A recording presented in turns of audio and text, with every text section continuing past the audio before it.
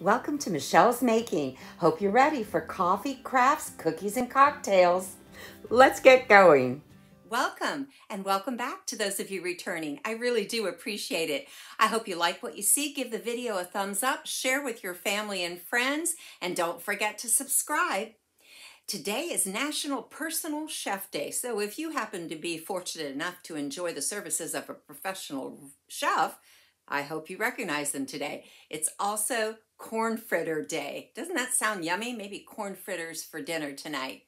I also want to give a shout out to my niece and nephew, Justin and Kristen, who celebrated their birthdays this past Sunday.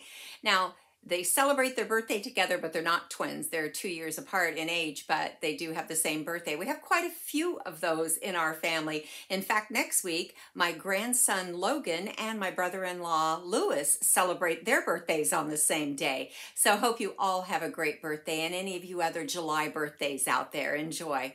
Today is French vanilla. No, it's not French vanilla. It's vanilla caramel creamer in the coffee. So we'll enjoy that. We'll make it a great one and get going. Today we're going to make some delicious butterscotch chip cookies. For this, we're going to need all-purpose flour, granulated sugar, vanilla extract, salt, baking soda, butter, eggs, brown sugar, and butterscotch chips. We'll start by blending the butter just like we do with most cookie recipes. Once it is well blended, you can add your vanilla and then your sugar, granulated sugar. Don't forget to scrape the beater in the bowl well so that everything becomes well incorporated, well mixed. Next, we'll add the brown sugar, continuing to blend well. Once that is well mixed, we will add the eggs and continue to blend well. Remember to scrape that bowl if needed. The baking soda, salt, and flour should be stirred together or sifted together because you're going to add that next a little at a time. I got this recipe straight off the bag of butterscotch chips, but I'll include it in the description box.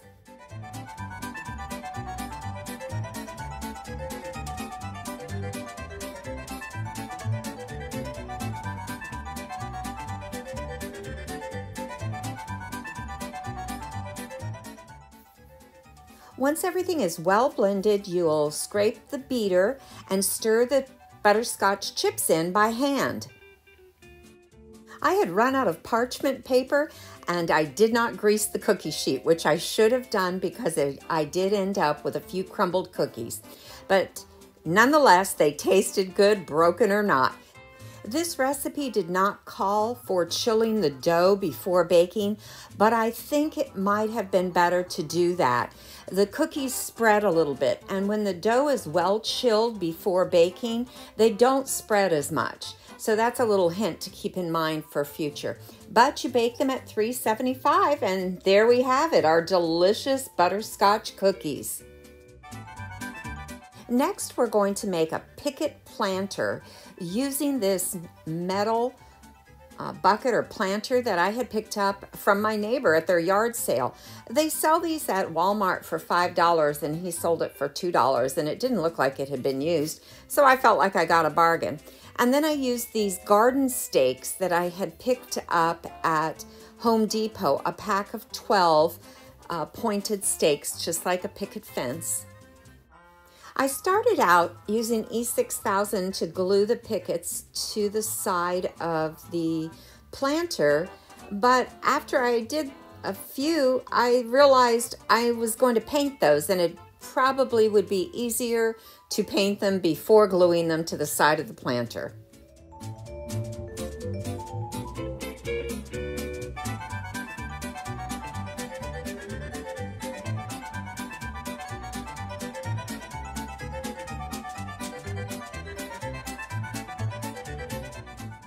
So I did take those off and wiped off the E6000, it hadn't dried yet, and began painting my pickets. Of course, using my Rust-Oleum chalk paint in linen white, I gave them a good coating using my heat gun to dry up the, speed up the drying process so that I could get it painted on all four sides.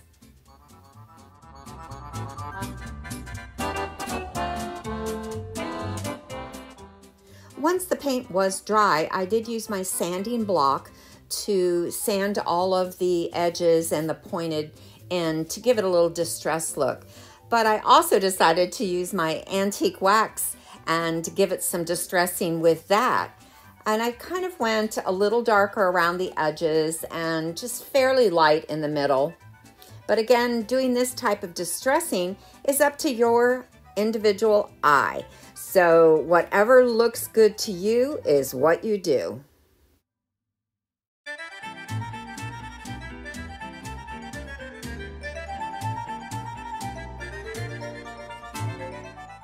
Once everything was completely dry, I used the E6000 to glue the pickets to the side of the planter.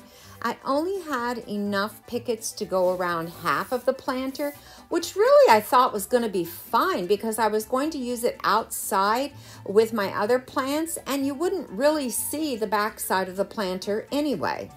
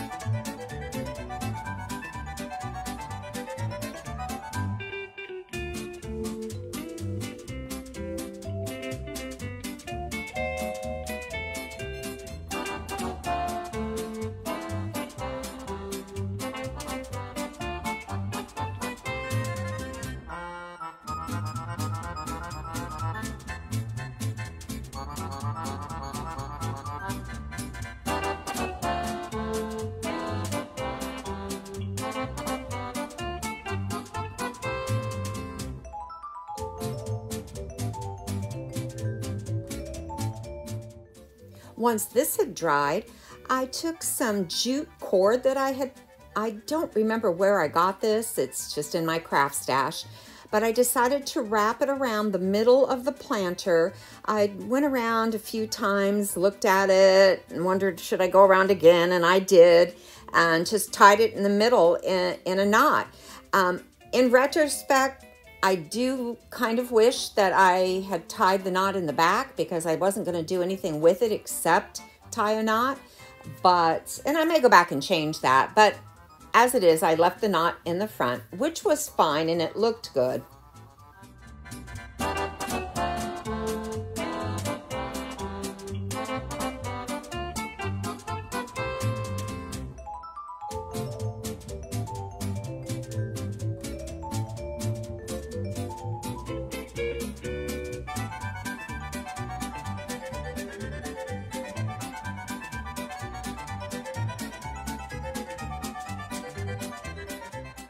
And there you have it, our Picket Planter.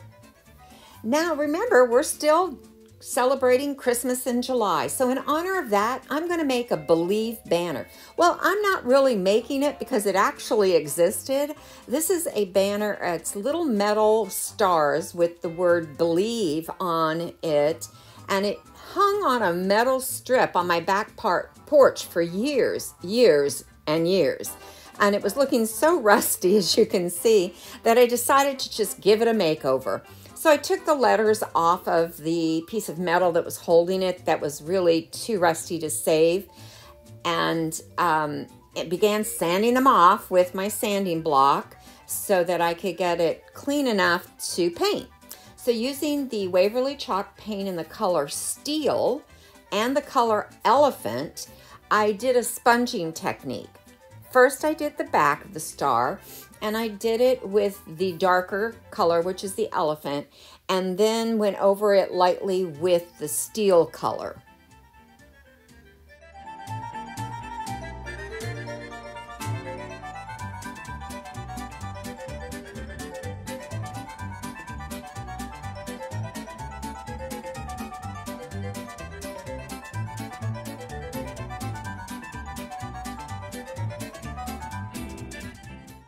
Next, I turned the stars over and did the same thing to the front side. I did go a little lighter with this side because I did want to still be able to see the printing of the letters, because I was going to paint over that.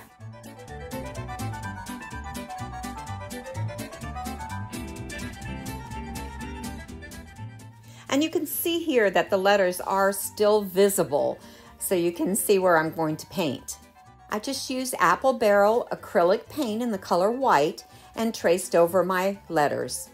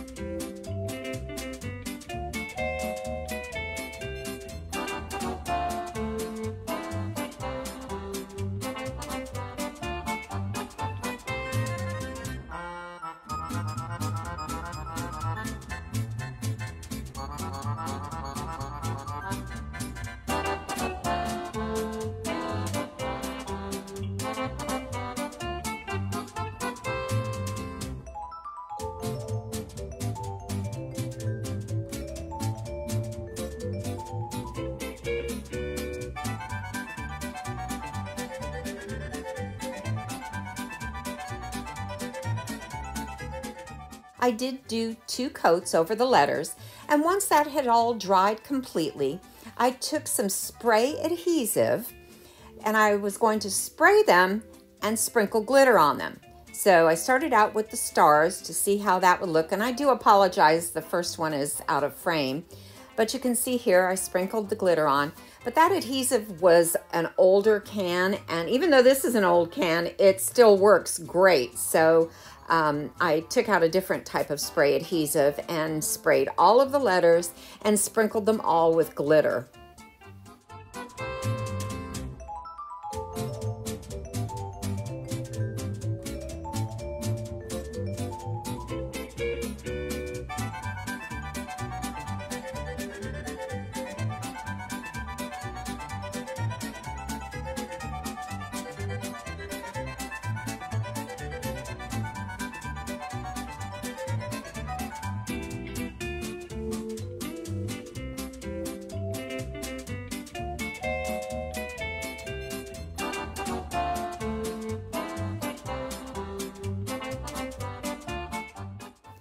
I did turn the stars over and glitter the back side as well, because one of the places I may hang this will be in my front window, and I thought maybe then at night you could see the stars in the window, so I wanted it to be glittered on the outside as well.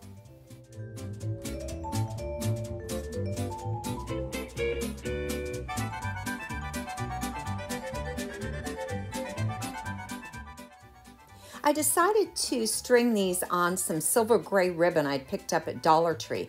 And the chain that I'm using was actually off of a Dollar Tree planter, hanging planter. I used the basket for something else and took the hooks apart, or the chain apart, and put an individual link on each one of the star pieces, and was going to string them onto the ribbon. Now, the reason I didn't string the ribbon directly into the star was then all the stars would have hung sideways and you wouldn't have been able to read the word believe. They had to hang straight, so it was necessary to put another something, a link of some sort, that would cause it to hang straight on the ribbon. I also tied a knot before and after each star. Now, that wasn't going to necessarily keep it from sliding around if it was jostled too much, because the knots were small. But I had an idea with the 2 knots that I could glue them together using hot glue, and that would make the star hang from the knots.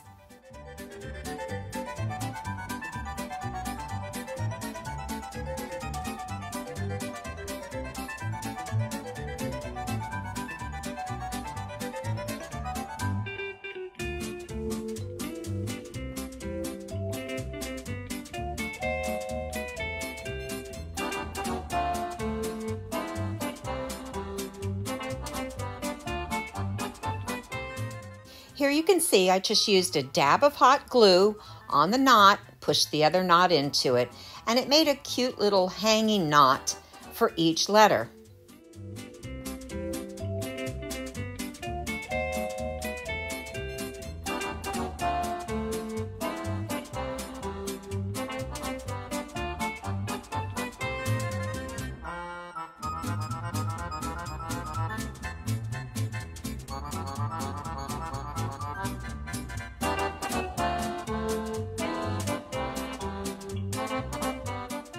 And there you have our Believe banner. Well, you know what time it is now? It's time for an adult beverage. How about a Sour Grape Martini? For this drink, I used my shaker with crushed ice while my glass was chilling. I used Tito's vodka, 99 brand grape liqueur, and 2 ounces of a Jose Cuervo ready-to-drink light margarita mix. Everything goes into the shaker, and you're going to shake, shake, shake until it's well chilled. As always, the recipe will be in the description box. Shake, shake, shake. Once it's chilled, pour it into your chilled martini glass. And the only thing left is to enjoy our Sour Grape Martini. Well, folks, that's it for another week. Thank you so much for joining me. I really do appreciate that. Please, if you haven't already, subscribe, share with your family and friends, and help the channel grow. I do appreciate it. Give the video a thumbs up if you enjoyed it. Make it a great week. Don't forget to take time to stop and smell the coffee, and I'll see you next Friday.